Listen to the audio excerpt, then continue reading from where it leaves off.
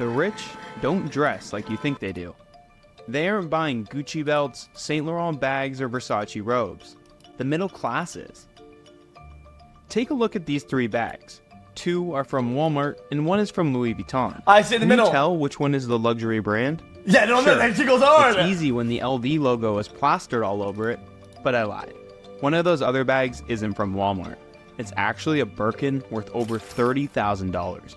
Oh, yeah, okay. Mainstream luxury fashion brands have trained us to believe that branding is everything, when in reality, most high-end products are really only status symbols for those that can't afford it. Real luxury hides in plain sight. If you've seen the show Succession, you're probably aware of how one character's featureless $625 cashmere hat helped popularize conversations regarding stealth wealth. While famous movie stars are often pictured in the regular designer brands that you've heard of, like Gucci and Balenciaga, many times they're paid to advertise it. The truly rich that aren't constantly in this Chat, guys. Here are some thoughts. Okay, who cares about any of it? Who cares about any of this shit? Just do whatever you want to do. Guys, if you care about stealth wealth, it means you're not even that rich because you want to be stealth wealth. So it's always a ladder, because chat, all this is doing is showing that there are tiers to it, which means that if you abide by the highest tier, it means that there's a tier past it. It's like infinity is infinity. It's not infinity plus 1. I don't think you understand what I'm saying. There's always more, right? So by doing stealth wealth, imagine somebody who's like a billionaire. It's just thinking some guy who's like a 50 mil. He's like, oh, this is doing stealth wealth. Oh, I'm doing no wealth because I'm so wealthy, whatever. That's like the tier above it. Does that make sense? Spotlight it's stupid. Have an entirely different kind of wardrobe, one based around I think minimalism, quality, and fit. For example, those plain gray t-shirts that Mark Zuckerberg wears, They're they like are $500 $400 custom made from Brunello Cucinelli, yet to most people, it looks like it could be from Target. In fact, when the truly rich do wear traditional luxury brands such as Prada and Valentino, they have access to exclusive designs that hide their branding. When most people think of luxury items, they're often reminded of brands that have strong advertising and a recognizable logo or design. Whether that be a Rolex watch, a Lamborghini sports car, or Gucci flip-flops, they're all easily identifiable as luxurious. That's right. While billions of advertising dollars have been spent to ingrain that message into your mind, often they aren't the pinnacle of quality by any means. They are simply highly regarded as a status symbol. No shit. Like many other animals on Earth, we place value on status symbols as they can project value upon ourselves. Male peacocks use their colorful feathers to attract a mate. Penguins collect pebbles to prove their worth, and us humans purchase douchey luxury goods. Guys, this isn't a hit on anybody. Who the fuck cares? Guys, the reason so many people don't care, chat, is that everybody cares more. Too much. Why do people care? Just don't care. It's all the same. Status symbols merely attempt to prove that their owner is valuable. The reason I buy it. You talk about it, you get mad at me, but I don't get it. It makes you care, not me. We don't see the ultra rich like Jeff Bezos. Why do you get mad about this shit then? It's because we all know he's rich. He doesn't need to prove it. However, when you see your neighbor or coworker wearing a new designer outfit, you immediately begin to wonder about how they were able to afford it. Turns out, a lot of the time, they can't. Nobody can. Chat. What? The reality is, this is actually very interesting. They can't. And it's interesting. The reality, chat, is that nobody can. Wanna know why? Because that shit is luxury. Anything that is luxury, nobody can afford it. Because on paper, luxury is like something you buy when you have like disposable or too much of. And dude, even when you have a lot of money, you make a lot of money, you can't afford that. In the definition of the word, being able to afford something, not a lot of people can afford this shit, right? People still buy it because it's just dumb. It is dumb. Chat, if you're not making it like in the fucking like hundred thousands a year, right? Buying luxury is brain dead. Talk to any accountant that's worth their fucking pay grade, okay? Talk to any fucking anybody who does books and shit. Chat, it is a disaster. People buy luxury when they're not loaded up. It's true. What do you wear? It is true. Huh? Why do you dress like that? Like that. What's you wearing? You look poor. In places with great income inequality, those people with lower incomes live under significant social stress. Their lower position in the social hierarchy is more obvious and more consequential. In response, some people purchase the kinds of goods that create the impression that they have money to spare, even when they don't. Researchers examined Google search trends across the US and found that people in states with relatively high income inequality were more likely to search for luxury brands than those in other states. You can actually map this correlation, and you can see searches for luxurious brands like Ralph Lauren or items like fur vests have the same breakdown as did the map of income inequality. Despite what we think, that common luxury items are only purchased by the rich, it's actually the lower and middle class consumers that account for nearly half of the luxury goods market globally. People like to criticize those that overspend, yet they don't realize why people do it in the first place. For example, overpriced Air Jordan sneakers are popular amongst young African American men. Chat. You guys don't try chat. You guys make fun of my shoes all the time. I wear brokey shoes. I do. And you guys do the opposite. You always make fun of my shoes. Always. You guys always take pictures of my shoes. Anyway, because you guys always make fun of my shoes all the time. They're dog shit. But so what? Including those from poor shoes. neighborhoods. Despite the fact that purchasing them might cause more financial stress, for many, it's considered a necessity. Critics of spending above your means on luxury items often fail to recognize the underlying effect that these luxury goods can have. For some, their status in society is insecure. Many people who are low income can't afford to appear like they are low income. It's hard to attract a romantic partner if you look like a broke loser, and good luck getting a good job if you show up at an interview looking like someone who's never had a good job before. The most obvious proof that these luxury items act as a necessary status symbol for the middle class is the sheer number of counterfeits that exist. From New York's Canal Street to China's AliExpress, you'll find no shortage of logo-riddled items. Their quality is usually subpar at best, yet its demand continues to grow. The more extreme income... Yeah, but fakes don't... It's sometimes about the projected image, yes, but also the projected image it has on you. If you're the one who buys it and who wears it, you feel a certain way about it, regardless of what makes other people feel about it. This is something that people forget a lot of time, dude. Is that a lot of time, it doesn't have to be a flex on somebody else or something you project on somebody else. This is something that does an impact on you and brings something back to you and yourself. And that matters a lot, dude. That does matter. It does, dude. Guys, it just feels good to wear or feel good one day you come out of the fucking house, dude. Yeah, I have jackets that are worth more than others, and they're fucking. And it's not that people look at it. I wear them like, oh man, you know what? I spend a lot on this, and I'm wearing it now, and it feels good, and I don't give a fuck what people think about it. Guys, you guys make fun of my red jacket. I love that jacket. Okay, I don't give a, if everybody thinks it's ugly. It's not about what the other people are looking at. It's that I look at it and I like it, and I like the quality of it. I think it's cool. Inequality becomes, the more pressure people feel to create the impression that they are succeeding. Hold on. When the COVID pandemic shut down. Hold on. Holy. Nah. That shit is hard. Chat. Any thoughts? Chat. Did you guys not like it though?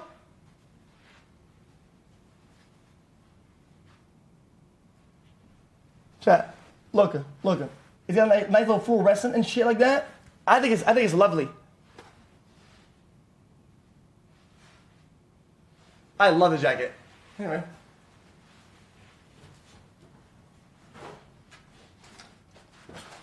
See? You guys are proving my point. You guys prove my point then. Is that I know you don't like it, right? I like it. This is why I wear it. Down nearly everything. My favorite jacket. It caused many middle-class folks to lose their jobs and place significant financial strain on the entire world. You'd think luxury spending would crash during a time of global financial uncertainty, yet the exact opposite happened. Moet Hennessy Louis Vuitton, LVMH for short, is the French conglomerate that owns many brands such as Tiffany and Dior. Oddly enough, the last few years has been an incredible growth period for LVMH. Its market cap at one point crossed over $500 billion, and Bernard Arnault, CEO of LVMH, became the richest person alive with a net worth over $200 billion. There's not a singular reason why this happened, but experts point to a few key findings that help tell the story. For one, studies continue to prove that income inequality causes both the... Guys. Listen, this is not the same, chat. This is not the same. Not the same. It is not. Yes, mine is a Gucci. Do you understand? You understand? Mine is a Gucci. The rich to consume more luxury goods as they can afford to, but also that poorer individuals similarly consume more as a means to present themselves as successful. Governments across the world also gave out stimulus checks during... Also, Google that shit, you're not gonna find it then.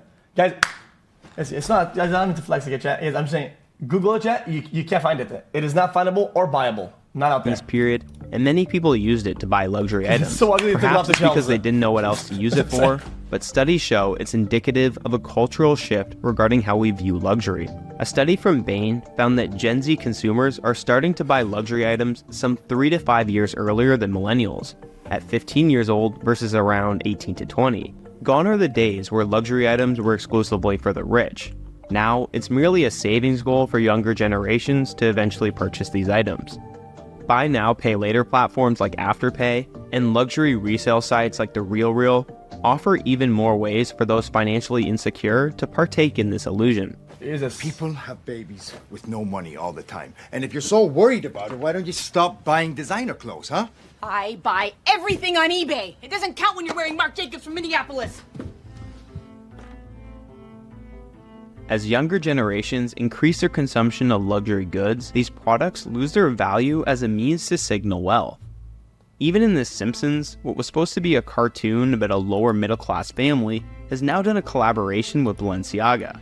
Guys, it's almost like a horseshoe theory, right? Chat, what is the absolute upper tier of stealth wealth, you think? People who wear like $30,000 fucking jackets that have no brand. It's wearing a jacket that is generally worth $20. You know why?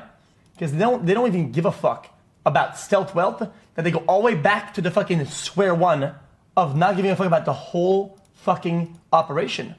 Clear that mainstream real luxury stealth wealth, fashion right? brands have begun Think about shifting that. away from targeting the rich and instead towards advertising to the middle class.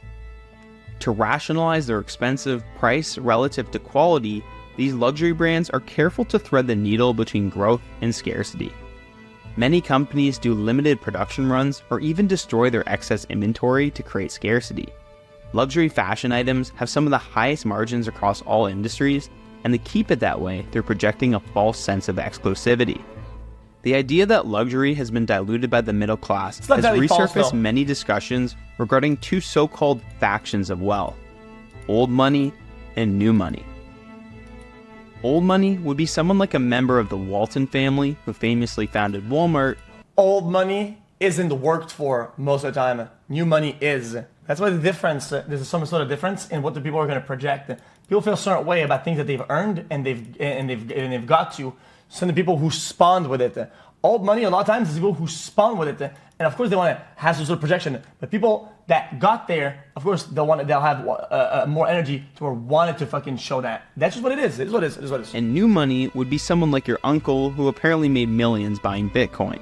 Being old money suggests a kind of generational familiarity to wealth that doesn't require someone to show it off, compared to new money, which suggests someone didn't grow up rich and has a need or desire to project their newfound wealth.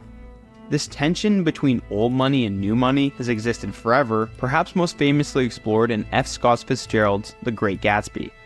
Social media, especially since the show's succession, seems to have really obsessed over the idea that old money is classy and new money is trashy, especially when it comes to how they dress.